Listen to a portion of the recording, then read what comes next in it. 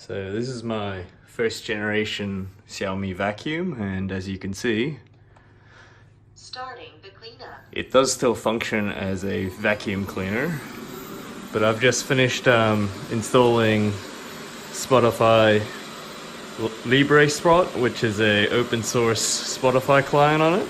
So now it can function as a terrible quality speaker as well.